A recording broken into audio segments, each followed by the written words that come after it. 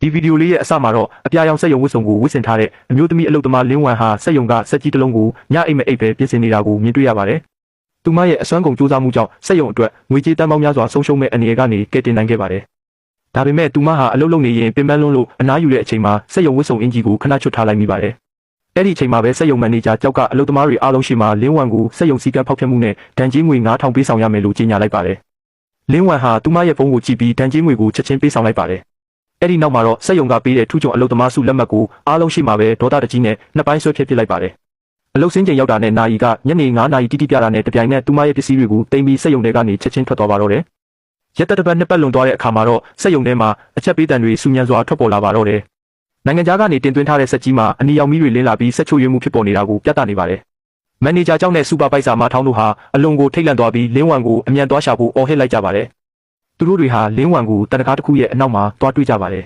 ။မန်နေဂျာကစက်ကြီးပျက်စီးတော့မဲ့အမြန်လာပြင်ပေးဖို့အော်ဟစ်ပြောဆိုပေမဲ့လင်းဝမ်ကတော့အခုချိန်ဟာအလုပ်စင်းချိန်ဖြစ်နေပြီးမို့အလုပ်သမားတွေကိုအနောက်ရှက်ပေးတာဟာစက်ရုံစည်းကမ်းကိုချိုးဖောက်တာပဲလို့တီတီငြိမ်ငြိမ်နဲ့ပြန်ပြောလိုက်ပါတယ်။မန်နေဂျာကဘီလီယံချီတန်တဲ့စက်ကြီးပြတ်တော့မဲ့အချိန်မှာစည်းကမ်းတွေဘာတွေလာပြောမနေနဲ့လို့ဒေါသတကြီးပြောပေမဲ့လင်းဝမ်ကတော့စည်းကမ်းဟာစည်းကမ်းပဲဆိုပြီးလှည့်ထွက်သွားပါတော့တယ်။ဘီလီယံချီတန်တဲ့စက်ကြီးတကယ်ပဲပျက်စီးသွားတော့မလား။အချိန်မှာပဲအရင်တစ်ပတ်ကလင်းဝမ်စက်ကြီးကိုပြင်ဆင်နေခဲ့တဲ့အဖြစ်အပျက်ကိုပြန်လည်မြင်တွေ့ရပါတယ်။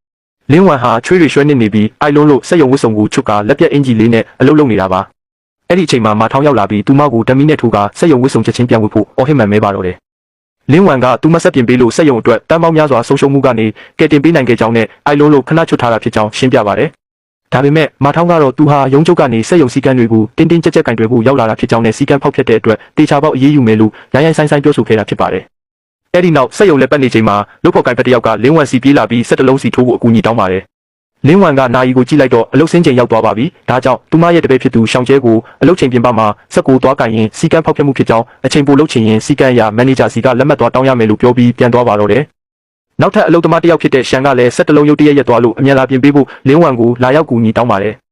ဒါပေမဲ့လင်းဝမ်ကသူမအနေနဲ့စီကံအတိုင်းပဲလုပ်တော့မှာဖြစ်ကြောင်းခွင့်ပြုချက်မရှိဘဲစက်ကိုသွားပြင်လို့တခုခုမှယွင်းသွားရင်သူမအနေနဲ့ဒဏ်ကြေးမဆောင်နိုင်ကြောင်းပြောဆိုပြီးညှင်းဆန်လိုက်ပါတယ်။ဒီလိုနဲ့စက်ရုံရဲ့ထုတ်လုပ်မှုနှုန်းတွေဟာတိတိတတ်တာကျဆင်းလာပြီးမန်နေဂျာကြောက်ကဒေါသတကြီးစုပူပါတော့တယ်။မထောင်းကလင်းဝမ်ဟာအလုံးမလုံးပဲစာအုပ်ထိုင်ဖတ်နေတယ်လို့အပြစ်တင်ပါတယ်။ဒါပေမဲ့လင်းဝမ်ကတော့စီကံတကြဖြစ်အောင်စက်ပြင်လက်ဆွဲစာအုပ်ထဲကအဆင့်တွေတိုင်းတိတိကျကျဖတ်ပြီးမှပြင်ဆင်နေတာဖြစ်ကြောင်းပြန်လည်ချိပါတယ်။အလုပ်စင်းချိန်ရောက်တော့လေမန်နေဂျာတွေလာပြောတာကိုဂရုမစိုက်ပဲအလုပ်စင်းချိန်ရောက်ပြီဖြစ်လို့မနှက်ဖြန်မှပြောကြတာပေါ့ဆိုပြီးလင်းဝမ်ကထွက်သွားပါတယ်။လင်းဝမ်စာအုပ်ဖတ်နေချိန်မှာတပည့်ဖြစ်သူရှောင်းကျဲကအပြေးလွှားရောက်လာပြီးနိုင်ငံခြားဖြစ်ဆက်ကြီးရဲ့စက်ရုပ်လက်တံဟာပုံမှန်မဟုတ်ပဲလှုပ်ခါနေကြောင်းလာပြောပါတယ်။ရှောင်းကျဲကအမြန်သွားမပြင်ရင်စက်ကြီးပျက်စီးသွားလိမ့်မယ်လို့ပြောပေမဲ့လင်းဝမ်ကတော့ဒါဟာသူတို့အလုပ်မဟုတ်ဘူးဆိုပြီးညင်းပါတယ်။စက်ချိုရွေးမှုကိုတွေ့ရင်စီကံအရပထမဆုံးအချက်လက်မှတ်တန်းတင်ရမယ်ဒုတိယဖောင်ဖြည့်ရမယ်တတိယမန်နေဂျာရီစီကလက်မှတ်သွားတောင်းရမယ်ဆိုပြီးအဆင့်ဆင့်လုပ်ခိုင်းလိုက်ပါတယ်။ရှောင်းကျဲကစက်ကြီးတကယ်ပြတ်သွားလိမ့်မယ်လို့စိုးရိမ်တကြီးပြောပေမဲ့လင်းဝမ်ကတော့စီကံအတိုင်းလုပ်ရင်ကောင်းကင်ကြီးပြိုကျလာပါစေသူတို့ကောင်းပေါ်ကျမလာနိုင်ဘူးလို့ပြပြတတ်ပြောလိုက်ပါတယ်။စက်ကြီးတကယ်ပဲလုံးဝရက်တန့်သွားတော့မလား။မန်နေဂျာကြောက်ကတော့စက်ကြီးမရက်သွားပဲလှုပ်ယုံလေးလုပ်နေတာကိုပြဿနာမရှိဘူးလို့ထင်နေပါတယ်။လာမယ့်အပတ်မှာရုံးချုပ်ကလာရောက်စစ်ဆေးမှဖြစ်လို့သူ့ရဲ့ယာရုတည်မြဲရေးအတွက်စိုးရိမ်နေပြီးစက်တွေကိုအချိန်ကုန်တင်ပြီးမောင်းဖို့အမိန့်ပေးလိုက်ပါတယ်။ညဘက်ရောက်တဲ့အခါမှာတော့စက်ကြီးဟာအလုပ်လုပ်ရတာများလုံးပြီးပုံမှန်မဟုတ်တော့ပဲရက်တန့်သွားပါတော့တယ်။မန်နေဂျာကြောက်တို့အပြေးလွှားရောက်လာပေမဲ့စက်ပြင်လက်ဆွဲစာအုပ်ကဂျာမန်လိုရေးထားတာမို့ဘာမှမတတ်နိုင်ဖြစ်နေကြပါတယ်။အဲ့ဒီအချိန်မှာပဲရုံးချုပ်ကမန်နေဂျာရှန်စီကဖုန်းဝင်လာပြီးစက်ကြီးပြတ်သွားတဲ့အတွက်ဒေါသတကြီးစုပူပါတော့တယ်။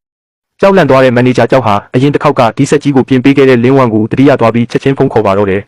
အဆောင်မှာရောက်နေတဲ့လင်းဝမ်ကတော့ဖုန်းလာနေတာကိုကြည့်ပြီးကင်ဖို့ညှင်းဆန်လိုက်ပါတယ်။မန်နေဂျာကြောက်ကရှောင်းကျဲကိုပါလင်းဝမ်စီသွားခေါ်ခိုင်းပေမဲ့လင်းဝမ်ကတော့အလုပ်ချိန်ပြင်ပဖြစ်လို့လုံးဝမလာနိုင်ဘူးလို့ပြပြတတ်ညှင်းဆိုလိုက်ပါတယ်။နောက်တနေ့မနက်စက်ရုံကိုလင်းဝမ်ရောက်လာတဲ့အခါမန်နေဂျာကြောက်ကညကဘာလို့မလာတာလဲဆိုပြီးဒေါသတကြီးမေးပါတယ်။လင်းဝမ်ကအေးအေးဆေးဆေးပဲအချက်နှစ်ချက်နဲ့ပြန်လဲချေပပါတယ်။ပထမချက်အနေနဲ့အလုပ်ချိန်ပြင်ပမှာဘာလို့သူမရဲ့လွတ်လပ်ခွင့်ဖြစ်ကြောင်းဒုတိယချက်အနေနဲ့သူမရဲ့အလုပ်ချိန်တွင်းမှာစက်ကြီးဟာဘာပြဿနာမှမရှိခဲ့ကြောင်းရှင်းပြပါတယ်။မန်နေဂျာကြောက်ကစက်ကြီးကိုပြင်မပေးရင်စက်ရုံတစ်ခုလုံးပိတ်သိမ်းရကိန်းဆိုင်နေပြီဖြစ်လို့တောင်းပန်တပါးသားကြိုးပါတယ်။လင်းဝမ်ကသူမရဲ့အကူအညီလိုချင်ရင်စီကံချက်နှစ်ခုရှိတယ်လို့ပြောလိုက်ပါတယ်။ပထမချက်အနေနဲ့မန်နေဂျာကြောက်ဟာအလုပ်သမားအားလုံးရှိမှသူမကိုတန်ရိုက်ခဲ့တဲ့9000ကိုကိုယ်တိုင်ပြန်ပေးရမယ့်အပြင်လူလုံးရှိမှခါညွတ်ပြီးတောင်းပန်ရမယ်လို့တောင်းဆိုပါတယ်။ဒုတိယချက်အနေနဲ့ဒီဆက်ကိုပြင်ရတာသူမရဲ့အလုပ်တာဝန်မဟုတ်တဲ့အတွက်ပြင်ပပညာရှင်ကြီးအဖြစ်ရွှန်9သိန်းတောင်းဆိုလိုက်ပါတယ်။မထောင်းက9သိန်းဆိုတာတပြားတိုက်တာပဲလို့အော်ပေမဲ့လင်းဝမ်ကတော့ဒါဟာပေါက်ဈေးပဲလို့ခက်ပြက်တုံ့ပြန်လိုက်ပါတယ်။နောက်ဆုံးမှာတော့စက်ရုံကြီးပျက်စီးမဲ့အရေးကိုကြောက်လို့မန်နေဂျာကြောက်သဘောတူလိုက်ရပါတယ်။လင်းဝမ်စက်ကြီးကိုအောင်မြင်စွာပြင်ဆင်နိုင်ပါမလား။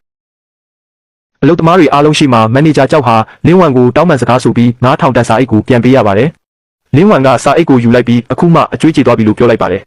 အဲ့ဒီနောက်လင်းဝမ်ဟာစက်ကြီးစီကိုငွေရောင်တစ်တာလေးဆွဲပြီးရှောက်သွားပါတယ်လင်းဝမ်ကစက်ကိုဖွင့်ကြည့်လိုက်တဲ့အခါမှာတော့အထက်ကပင်မဖုတ်ပြားကြီးဟာမီးလောင်ထားတာကိုတွေ့လိုက်ရပါတယ်ဒါဟာစက်အလိုလိုပြတ်တာမဟုတ်ပဲတစုံတစ်ယောက်ကတမင်တကာဖျက်ဆီးထားတာဖြစ်ကြောင်းလင်းဝမ်ချက်ချင်းသိလိုက်ပါတယ်အဲ့ဒီနောက်ယွမ်9သိန်းကိုသူမရဲ့ဘဏ်အကောင့်ထဲလွှဲခိုင်းပါတယ်ငွေဝင်လာတာတေချာပြီးဆိုမှစက်ကိုဆက်ပြင်ပါတယ်ဒါပေမဲ့လင်းဝမ်ဟာသူမရဲ့ကျွမ်းကျင်မှုနဲ့စက်ကိုအချိန်တိုအတွင်းမှာပဲပြန်လည်ကောင်းမွန်အောင်ပြင်ဆင်နိုင်ခဲ့ပါတယ်နေ့လည်စာစားချိန်မှာလင်းဝမ်ကသူမရဲ့တပည့်ရှောင်းကျဲကိုဒီစက်ပြတ်တာဟာအလိုလိုပြတ်တာမဟုတ်ပဲမထောင်းကတမင်တကာဖျက်ဆီးထားတာဖြစ်ဖို့များတယ်လို့ပြောပြလိုက်ပါတယ်ပြီးတော့ရှောင်းကျဲကိုလှုပ်ဝက်ကင်မရာလေးတစ်ခုပေးလိုက်ပြီးစက်ကိုတေချာမြင်ရမယ့်နေရာမှာတက်ဆင်ထားဖို့စိတ်ခိုင်းလိုက်ပါတယ်ညဘက်ရောက်တဲ့အခါမှာတော့လင်းဝမ်စောင့်ကြည့်နေတဲ့လှုပ်ဝက်ကင်မရာထဲမှာမထောင်းနဲ့အပြင်ကနေခေါ်လာတဲ့အရေးသွေးစစ်ဆေးရေးမှုဆိုသူလိုတိုးဆက်ကြီးနားကိုတိတ်တဆိတ်ရောက်လာတာကိုမြင်တွေ့ရပါတယ်သူတို့နှစ်ယောက်ဟာစက်ထဲကို virus ပါတဲ့ တစ်ခုကိုတက်ဆင်လိုက်ကြပါတယ်လင်းဝမ်ကတော့မိဘပေါ့ကြွက်ကလေးဆိုပြီးပြုံးလိုက်ပါတယ်နောက်တစ်နေ့မှာတော့ရုံးချုပ်ကမန်နေဂျာရှန်ရောက်လာပါတယ်သူတို့အားလုံးစက်ကြီးကိုစမ်းတက်မောင်းနှင်ကြည့်ကြပါတယ်စက်ကြီးလက်ပတ်နေတော့ရုတ်တရက်အနီရောင်မီးတွေလင်းလာပြီးစက်ကြီးရက်တန့်သွားပါတော့တယ်မထောင်းကချက်ချင်းပဲလင်းဝမ်ကိုလက်ညှိုးထိုးပြီးလင်းဝမ်စက်ကိုတေချာမပြင်ခဲ့လို့သူမရဲ့ပေါ်စားမှုကြောင့်လို့ဆွဆွဲပါတော့တယ်ဒါပေမဲ့လင်းဝမ်ကလုံးဝမတုံ့လို့ပဲပြုံးနေပါတယ်သူမကစက်ရဲ့ဖန်သားပြင်ကိုဖွင့်ပြလိုက်တော့ virus ကာကွယ်ရေးစနစ်အလုံးလုံးနေတာကိုအားလုံးတွေ့လိုက်ရပါတယ်အဲ့ဒီနောက်မင်းညကမထောင်းတို့ virus လာထည့်သွားတဲ့လှုပ်ဝက်ကင်မရာမှတ်တမ်းဗီဒီယိုကိုအားလုံးရှေ့မှာဖွင့်ပြလိုက်ပါတော့တယ်မထောင်းအခုတော့ဘလို့စင်ချေပေးအောင်မလဲတက်တဲ့ဗီဒီယိုကိုမြင်လိုက်ရတဲ့အခါမန်နေဂျာကြောင့်နဲ့ရုံချုပ်ကမန်နေဂျာရှန်တို့အရန်ကိုအံ့ဩဒေါသထွက်သွားကြပါတယ်မထောင်းကပြပြတလဲနဲ့ဒါဟာဆက်အဟောင်းကြီးဖြစ်နေလို့ဆက်တစ်လဲဖို့အတွက်လုပ်ရတာပါဆိုပြီးစင်ချေပေးပါတယ်ဒါပေမဲ့လင်းဝမ်ကနောက်ထပ်လှုပ်ဝက်ချက်တစ်ခုကိုဖော်ထုတ်လိုက်ပါတယ်စက်ယုံကနိုင်ငံခြားကနေဈေးကြီးပေးပြီးတင်သွင်းထားတဲ့ဆိုတဲ့စက်ပစ္စည်းစိတ်ပိုင်းတွေဟာတကယ်တော့သူများဆုံးပစ်ထားတဲ့အဟောင်းတွေကိုစေးတုပ်ပြီးပြန်ရောင်းထားတဲ့ပစ္စည်းအဟောင်းတွေသာဖြစ်နေတယ်ဆိုတာကိုသူမကတက်တည်ပြလိုက်ပါတယ်မန်နေဂျာကြောက်ကမထောင်းကိုအဖြစ်ပုံချဖို့ကြိုးစားပေမဲ့မထောင်းကလည်းမန်နေဂျာကြောက်ပါဒီအဂတိလိုက်စားမှုမှာပါဝင်နေကြောင်းစက်ပစ္စည်းဝယ်ယူရေးကရတဲ့ငွေတွေကိုခွဲဝေယူကြတာဖြစ်ကြောင်းပြန်လည်ဖော်ထုတ်လိုက်ပါတယ်လင်းဝမ်ကစက်ယုံလုံသမားတွေစီကနေအကြောင်းမျိုးမျိုးပြပြီးဖျက်တောက်ထားတဲ့ဒဏ်ကြေးငွေတစ်လကိုယွမ်88တူညဟာစက်ယုံရဲ့တရားဝင်အကောင့်ထဲကိုမရောက်ပဲလှုပ်ဝက်အကောင့်တစ်ခုကနေတဆင့်အဲ့ဒီစက်ဟောင်းတွေရောင်းတဲ့ကုမ္ပဏီစီကိုပြန်ရောက်သွားတာကိုကွန်ပျူတာမှတ်တမ်းတွေကနေရှာဖွေပြသလိုက်ပါတယ်မန်နေဂျာကြောက်ကကွန်ပျူတာဟာတစ်ကိုလူယူဖျက်ဆီးဖို့စူးစမ်းပေမဲ့မအောင်မြင်ခဲ့ပါဘူးနောက်ဆုံးမှာတော့လင်းဝမ်ကသူတို့နှစ်ယောက်ဟာစက်ယုံရဲ့အရေးကြီးတဲ့စက်ပုံစံကျန်းတွေကိုပြိုင်ဘက်ကုမ္ပဏီစီကိုရောင်းစားဖို့အထိစူးစမ်းခဲ့ကြောင်းခိုင်လုံတဲ့တက်တဲ့အထောက်အထားတွေနဲ့တကွပြသလိုက်ပါတော့တယ်မန်နေဂျာရှန်ရဲ့အမိန့်နဲ့ရဲတွေရောက်လာပြီးမန်နေဂျာကြောင့်နဲ့မထောင်းတို့ကိုဖမ်းဆီးခေါ်ဆောင်သွားပါတော့တယ်အဖြစ်အပျက်တွေအားလုံးပြီးဆုံးသွားတဲ့အခါမန်နေဂျာရှန်ကလင်းဝမ်ရဲ့ကျွမ်းကျင်မှုနဲ့ရိုးသားဖြောင့်မတ်မှုကိုအတိအမှတ်ပြုပြီးသူမကိုစက်ယုံရဲ့မန်နေဂျာအသစ်အဖြစ်တရားဝင်ခန့်အပ်လိုက်ပါတယ်အလုပ်သမားတွေအားလုံးကလည်းဝမ်းသာအားရလက်ခုပ်တီးကြိုဆိုကြပါတယ်လင်းဝမ်ကမန်နေဂျာယာထူးကိုလက်ခံလိုက်ပေမဲ့စီကံအသစ်၃ချက်ကိုချက်ချင်းချမှတ်လိုက်ပါတယ်ပထမအချက်အလုပ်သမားတွေစီကမတရားဖျက်တောက်ထားတဲ့ဒဏ်ကြေးငွေတွေအားလုံးကိုပြန်ပေးရမယ်ဒုတိယအချက်စက်ယုံရဲ့ဝယ်ယူရေးကိစ္စမှန်သမျှကိုပွင့်လင်းမြင်သာမှုရှိတင်တာခေါ်ယူရမယ်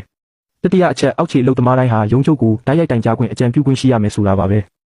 အားလုံးကပျော်ရွှင်နေကြချိန်မှာပဲမန်နေဂျာရှန်ရဲ့ဖုန်းစီကိုအရေးပေါ်သတင်းတစ်ခုရောက်လာပါတယ်ရုံးချုပ်ကအဓိကဆက်မကြီးရုတ်တရက်ရပ်တန့်သွားလို့လင်းဝမ်ကိုအမြန်လာပြင်ပေးဖို့ဥက္ကဋ္ဌကိုယ်တိုင်လမ်းခေါ်နေကြောင်းပြောလာတဲ့အခါမှာတော့ဇလန်းလေးကပြီးဆုံးသွားပါတော့တယ်